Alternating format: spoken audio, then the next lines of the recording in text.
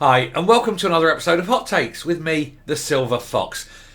The Westminster general election must take place by the 31st of January 2025, although no one expects it to go on that long. So effectively, at some point next year, there will be a general election. A new poll will make for some uncomfortable reading for the SNP and for Humza Yousaf in particular. If he is sitting at his breakfast table this morning reading the results of this poll, he'll probably have his head in his hands and his tears will be falling into his cornflakes. And the reason for this is the YouGov poll shows that should an election happen today, the SNP would win precisely no seats whatsoever at Westminster. Unbelievable. They're currently the third biggest party at Westminster and they could face a complete and utter wipeout. They would have no seats at all. They'd get no money from the public purse. They would be finished. And Humza Yousaf would also be personally finished and he needs to go. This poll, of course, is not 100% accurate. It was a UK-wide poll and they're only looking at the results from the Scottish constituencies. But even so, anything that is close to being accurate would still make for a massive, massive embarrassment for the SNP and for Humza Yousaf personally, because it is all done on his watch. Let's take a look at this article and see why they are facing such a wipeout at the polls. So, Armageddon for the SNP, as YouGov mini poll puts them third behind Labour and the Tories. The Scottish sample of the latest YouGov poll has the Nats on just 19 points, behind the Tories on 20 and Labour on 35. This would mean them losing all of their seats at the next general election. They're talking about the Westminster seats, as I mentioned. But the SNP behind the Tories in Scotland. It's been a long time since that's happened. A new opinion poll for YouGov appears to show the SNP may now be in a battle with the Conservatives for third place in Scottish politics. The survey was carried out UK-wide, so the number of people questioned north of the border is relatively small, meaning that it cannot be relied upon as accurate as a Scotland-only poll. However, it shows that Labour are comfortably in the lead with a 35% share of the vote, ahead of the Tories on 20% and the SNP on 19%. The Lib Dems and the Greens are both on 11%. I'm surprised the Greens are as high as that, given the madness of their policies. According to the Electoral Calculus seat predictor, this would see the SNP lose all of their seats in the 2024 general election. I mean, all of them.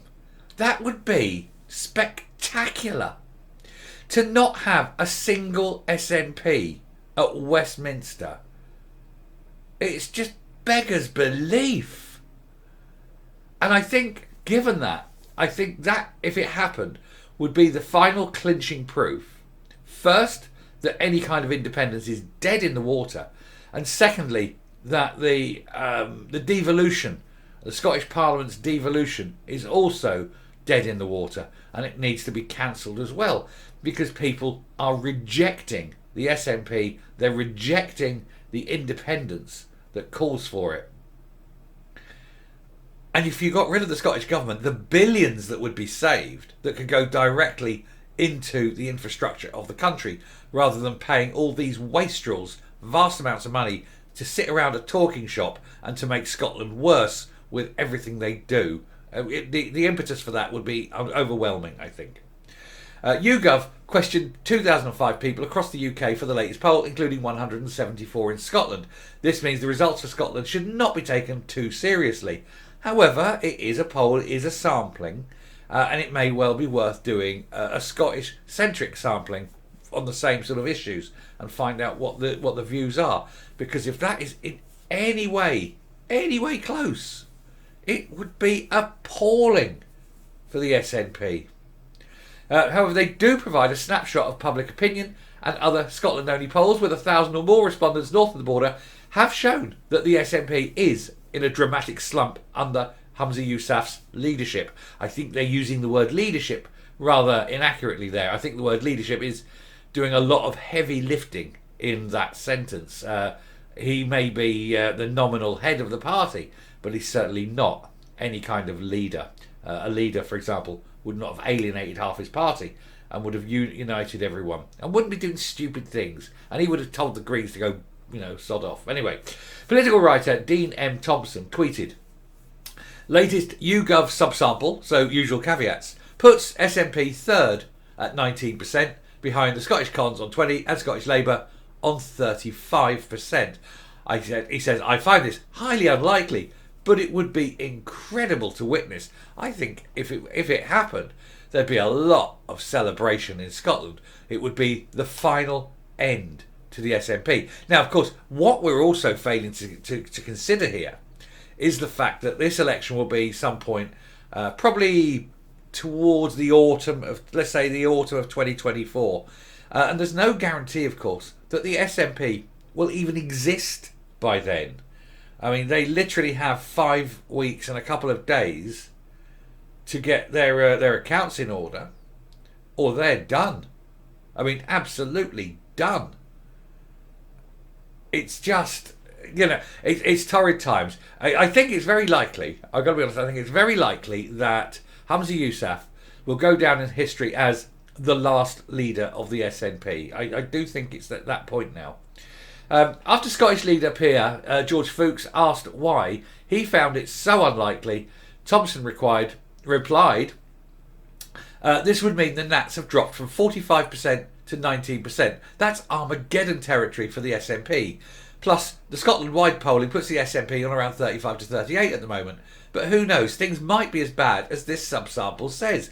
I think given what's happening in the last week, the last 7 days, will undoubtedly have had a major effect on people's feelings towards the SNP. Even people, we're not talking the absolute wild, roving-eyed loons, foaming at the mouth Nats, but we're talking about general people, normal people, who have supported the party because they have a yearning for independence, right? We're not talking about the absolute loonies here. We're just talking about normal people who happen to be SNP members or SNP supporters, if not actually members, but people who will vote for them.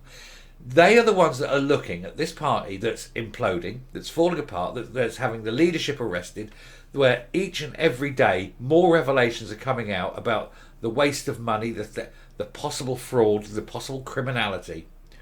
And they're looking and they're sort of going, well, there's no smoke without fire. I don't know. And it's that tipping point. It's almost like, it's how can we put this? In an energy, you have energy states, you see, and a little bit of energy, and you get up, a little bit more energy, you go up, till eventually you've got enough energy to break free. A little bit of quantum theory there. So what's happening is you've got these people who are very staunch supporters, something happens, and eventually there's enough bad news in the form of, of what's happening, and boop, and they've evaporated, they've gone, they've gone. They're no longer supporting the SNP. Ones and twos, every day, couple here, couple there. Little old lady in Fife, young guy in Edinburgh, pop, across the water there. Somebody in Dundee, bing, there's that guy in Inverness, pop, another one. And it's happening, bing, bing, bing, slowly, but constantly, like bubbles coming out of lemonade. These people are just disappearing. Their support is falling. And there's nothing the SNP can do to stop it, because he cannot unite the party without looking stupid now, because the only way he can unite the party is to get the likes of Kate Forbes on board. But to do that would show that he had to admit he made the mistake of not onboarding her day one, and he can't be seen to make a mistake, and so he will definitely not bring on the other side of the fence there. So he's going to maintain this rift down the middle of the party. He's going to try and defend everything that's happened because he's the continuity candidate. Why he would have tied himself to that, nobody knows. And so there's nothing Humza Yousaf can do to save the party except resign. That is the only thing he can possibly do that would save the SNP. But that would take courage and that would take integrity. These are two characteristics that I think are sadly lacking in the psyche of Humza Yousaf. Anyway, across the UK, the YouGov poll for the Times shows the Conservatives on 28% of the vote, up 1 point since April, and Labour 43% down 2. I'm surprised the Conservatives are rising anywhere across the UK, to be honest, given what's going on with them at the moment. When it comes to which party leader Britons think would make the best Prime Minister, Keir Starmer is favoured by 29%, up 1, compared to Rishi Sunak's 26%, no change, and 4 in 10, 41% are unsure. Goes to show we have got no leaders in this party, in this country. And I'm talking about the whole of the UK. There is no one. Name one person who you could point to and say, you'd like that person. That person is honest, he's decent, he will stand up for the benefit of the country, he will not kowtow to international globalists, he will be a true British leader. Point to one. I don't care what party. You couldn't point to one in any party whatsoever. I'm thinking about it. I can only think of one person, and I don't trust him, but I can think of only one person, actually, that would stand up and fight for Britain. And that's Nigel Farage, but he hasn't got a chance. But that said, he's a bit dodgy on other things, but you can't knock his patriotism, and yes, I know patriotism, last vestige of a scoundrel. But there'd be no denying that he would fight for Britain, but he's never going to get it. It's just pie in the sky, as it were. But of the mainstream parties, there's no one. We've got a massive dearth of talent. There's no one, and there's certainly no one in Scotland that can represent Scotland, except maybe Jackie Bailey. And I've got to say, I've pushed this before. I quite like Jackie Bailey. I think she's fun. Anyway, I shall round off there and come up. We'll finish this video in a moment. I think this election in 2024 is going to be a watershed. No party can rely on charm anymore. Obviously, the last general election was won by Boris, but that was simply because of his charm, really. I mean, he's an awful man. He's a lying, two-faced, odious toad. But he was personally charming. He was amiable. People could relate to Boris. Nobody can relate to Rishi Sunak, a multi-billionaire in his little rich bubble, surrounded by other people just like him, a globalist, doesn't give a shit about people. So that's the Tories not going to win on charm. And Labour, what have they got there? Big fat slimy slug of a man, Sir Keir Starmer, the man who refused to prosecute Jimmy Savile. So I mean, they're not going to be winning by charm either. So it's all down to policies. And of course that's why the SNP will fail. They haven't got any policies. They talk a good game, but their record speaks for itself. And of course, if Alex Salmond gets any kind of backing, he's going to whittle away some of the SNP votes as well. People will want independence and vote for independence, but it doesn't mean the SNP is the one likely to bring it. So yeah, we've really got to push for Salmond, and I hope that people start putting money in and giving him a bit of support, and hopefully he can whittle away a bit of the SNP support as well. And like I said earlier in the video, that's assuming even that the SNP are still around come the autumn of next year. They've got such little time possibly left, and I think it'd be marvellous to behold. Anyway, we shall wait for the election. Thank you very much for watching. If you like what you see here on the channel, please hit that subscribe button, ring that bell, leave a like, leave a comment, please share the video, but mostly please God leave a like. That's the important one. And until next time, stay safe, stay well, vote with your conscience, and goodbye.